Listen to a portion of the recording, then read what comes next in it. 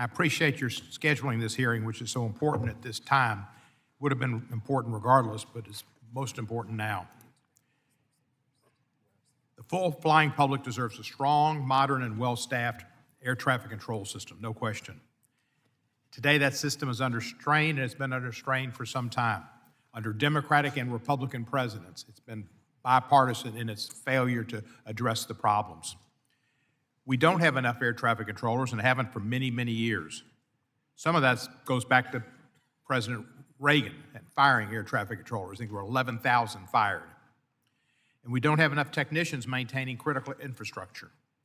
The recent and tragic mid-air collision at DCA is just the latest grim reminder that safety cannot be taken for granted.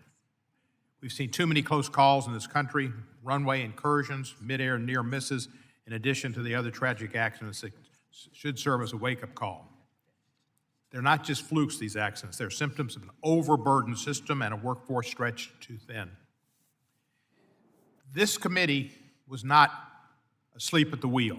Last year, in a bipartisan bill led by Mr. Graves, Mr. Larson, the 2024 FAA reauthorization law took important steps toward improving safety and staffing. That law just needs to be followed, like all other laws and constitutional provisions need to be followed. It directs the FAA to maximize hiring from the agency's Air Traffic Control Academy and requires new staffing models for safety-critical personnel to ensure we meet future demands. It also strengthens oversight of safety inspectors and ensures the FAA has the resources necessary to provide and prevent near misses and runway incursions. While these new provisions are important, their implementation is even more critical, and it's just getting the administration to follow through. And that's why we welcome the announcement by Transportation Secretary Duffy to supercharge the hiring of air traffic controllers, including a 30% increase in starting salaries. However, instead of unleashing DOGE and Elon Musk's young cronies, this administration should follow through on the mandates that have been set by this committee and by this Congress. They are the law of the land. We cannot afford reckless disruptions in the dedicated safety workforce that keeps the system running.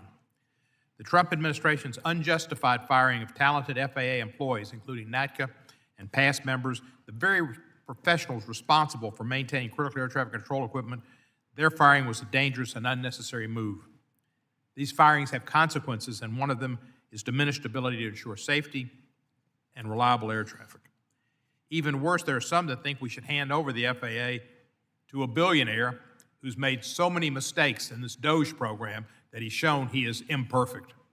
Imperfect more often than not. He has a history of disregarding safety protocols, and when called on it by the FAA and the previous administrator, he came back, tried to get the FAA administrator fired, and I believe that's why he resigned, because he said we needed to get rid of him. He also wanted to change regulations that the FAA has because it interfered with his SpaceX, that the last one ended up, they're sending one up tonight. Hopefully it won't land in the Gulf of Mexico like the last one did. Let me be clear, this is not the time for Elon Musk or anyone else to play fast and loose with aviation safety. The FAA is the aviation expert and an airspace regulator that exists to protect the flying public, not solely to serve at the whims of a private industry. We must reject any attempts to privatize air traffic control systems.